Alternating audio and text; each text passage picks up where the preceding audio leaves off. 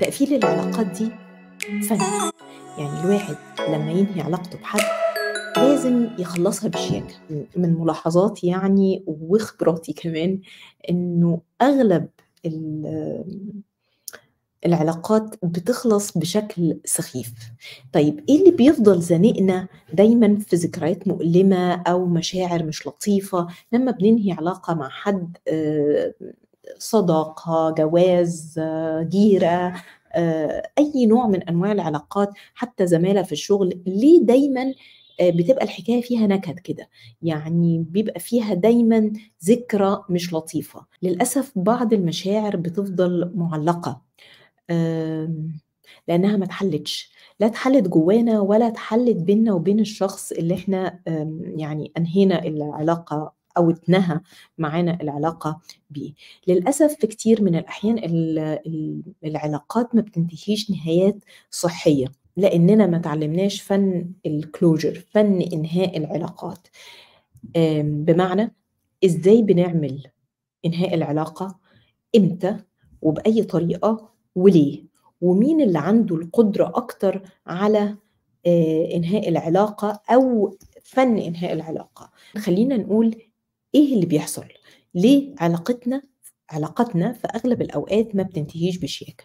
أول حاجة الخوف من المواجهة.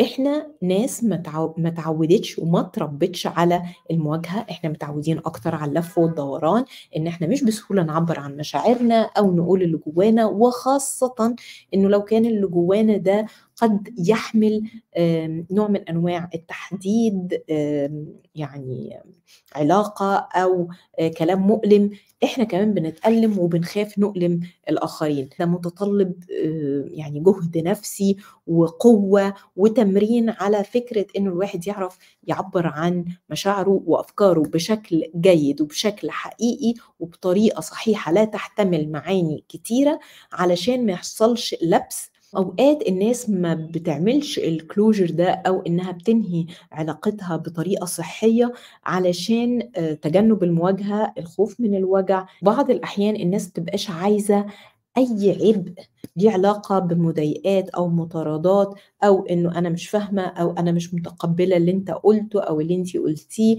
فيبقى الناس عايزة تلح تاني في فهم، في الحصول على تفسيرات أكتر. كل ده بيخلي الواحد اللي هو إيه، أنا ههرب من المواجهة، أنا هنهي العلاقة واختفي، أنا مش هبان أصلا، أنا مش هرد على تليفونات، أنا مش هرد على رسائل، أنا هعمل مسافر، أنا هكذب. يعني طول الوقت في مجهود بيبذل أكتر في سكة الكذب والهروب والإنكار علشان نتجنب ونتفادى فكرة المواجهات اللي ما تعلمناش تحصل ازاي في انهاء العلاقات. عشان كده بتبقى انهاء العلاقات دايما بيحمل ذكرى إهانة.